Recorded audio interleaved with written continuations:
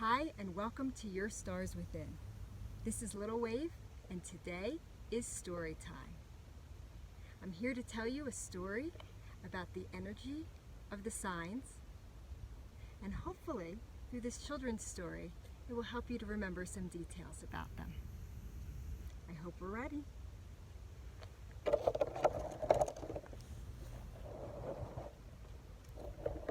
All right. So the energies are really one. The way I think about this is that all of the energy together is the oneness. It's the whole. In a very Kabbalistic way, the energies had to split when it came to Earth.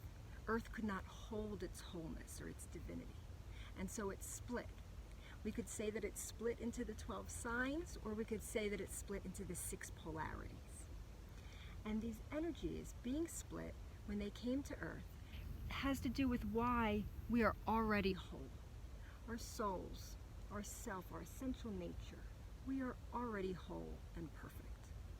But here on Earth as humans, we have to learn, we have to grow. We're imperfect because we have some of the energies and not some of others, or excess of some. And so that's the nature of being human. And so I'm going to tell you this story. So the first energy was, of course, Aries, the spark, the fire, the initiator. And he just jumped right in, head first, didn't even think about the fact that the other signs are going to have to follow. Just jumped, oh, weird, let's go beyond Earth. We're going to go have an Earth life. And just jumped right in. And that little spark, of course, wanted to share its spark, right? We all have this divine spark that we want to share. And so that spark wanted to emanate outward, which is the nature of the universe. And so in order to do that, it had to be manifest. And it's like, gee, I'm just a spark. I need to hurry up and find a way to be manifest here in this earth. And so Taurus, our next sign, our earth sign, came as earth, as wood, as logs. And the spark said, oh good, I have something to burn on, I have some fuel. And it starts trying to catch, but it says, oh gee, just earth? I think I'm going to get smothered. I can't just have earth. I think I need some air. And so then Gemini, the air signs, duality, came. Think the arms, the legs, on all sides, blowing in some air, giving that spark something to really be able to fuel. But of course, if we're going to have a fire like this, we need to be safe. And so next is our first water sign, the mother, Cancer. And she says, we must be safe. And so think like a moat of water around this spark. And so Cancer, safety, containment, nourishment, the mother. Now that we're safe, we can get a roaring fire going, right? Leo. We can get a roaring fire. The center of things, the center of the town, or the to-be town, right? So now everybody can come to this central spot, to this big, comfortable fire. And this is the beginning of how we have community and connections with each other, warmth.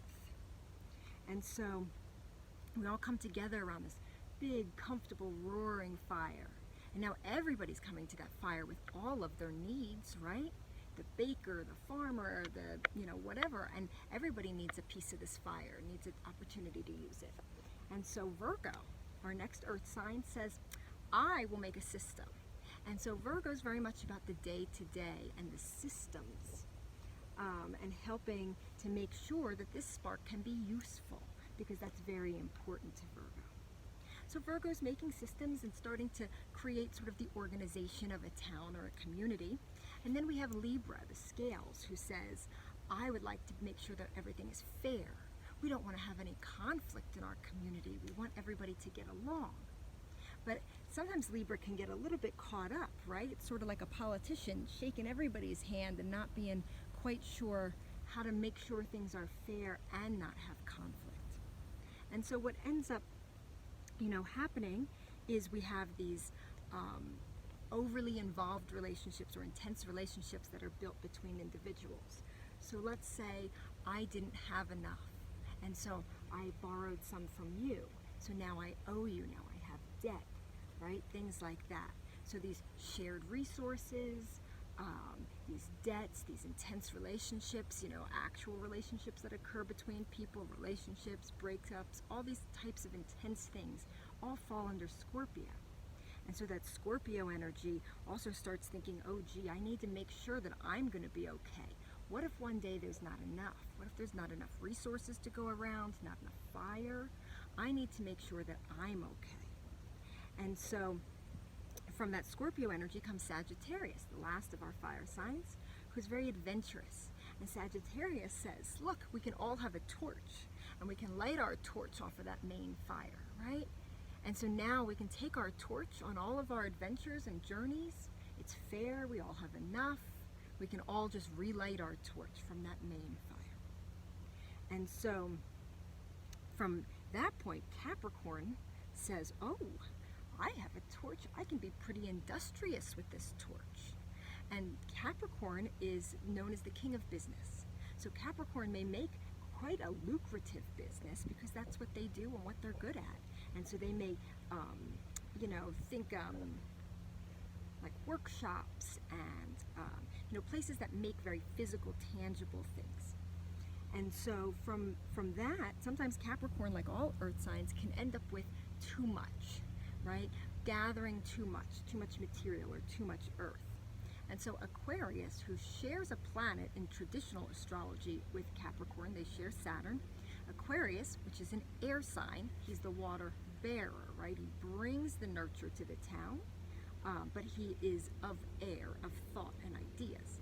So he says, well, Capricorn, give me what's extra, give me what's left over, and I will make sure to give it to those in need, the humanitarian, the water bearer. And so last but not least is Pisces, our final water sign.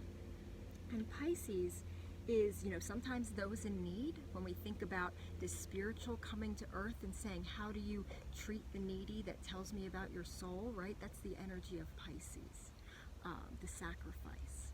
But there's also the Pisces that is the spiritual, right? Its polarity, Virgo, wants to be useful, and Pisces wants to be. It understands the oneness. It knows that it can kind of sit back and watch the carnival unfold and know that it is part of it, but not of it. And so it can enjoy the beingness of nature. And in that sense, the spark may diminish and extinguish and become one, right? We can enlighten. It is the spiritual path. We can enlighten and raise up and leave this earthly energy and become whole once again. Until we want to take another ride and Aries jumps in, thus creating the cycles. I hope that you enjoyed my children's story and that it helped you to remember the energies of the signs. Namaste.